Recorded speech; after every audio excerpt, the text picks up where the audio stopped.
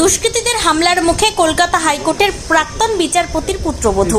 অস্ত্র নিয়ে প্রাণে মেরে ফেলার হুমকি কলকাতা হাইকোর্টের আইনজীবী অনন্য ক্রান্তি রায় সরস্বতীকে। বীরভূমের ইলামবাজার জঙ্গলের কাছে ঘটনাটি ঘটেছে। ইলামবাজার ও শান্তিনিকেতন দুই থানাতে অভিযোগ দেয়। তদন্তে পুলিশ আতঙ্কিত শান্তিনিকেতনে বসবাসকারী আইনজীবী পরিবার। শান্তিনিকেতনে উত্তরপল্লীর বাসিন্দা কলকাতা হাইকোর্টের অবসরপ্রাপ্ত বিচারপতির পুত্রবধূ হাইকোর্টের আইনজীবী অনন্য ক্রান্তি রায় সরস্বতী, শ্রেয়া রায় সরস্বতী গত বুধবার বীরভূমের ইলামবাজার থানার বনাঞ্চল এরিয়ায় দুষ্কৃতীদের খপ্পরে পড়ে। আইনজীবী দম্পতিকে দুষ্কৃতীরা অস্ত্র দেখিয়ে হুমকি দেয়, বলে অমুক মামলা থেকে সরে দাঁড়াতে। এই ঘটনায় রীতিমতো ভীত সন্ত্রস্ত। আমরা খুবই ইনসিকিউর ফিল করছি, কেননা অলরেডি পরপর দুদিন এরকম ঘটনা ঘটে গেছে, 4 তারিখে এবং 5 তারিখে।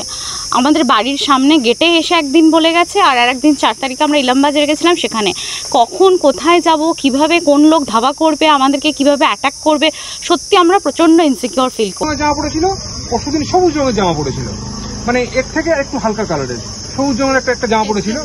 হ্যাঁ, সে বললো যে আমাকে একদম পুরো খিস্তি দিয়ে, কিরে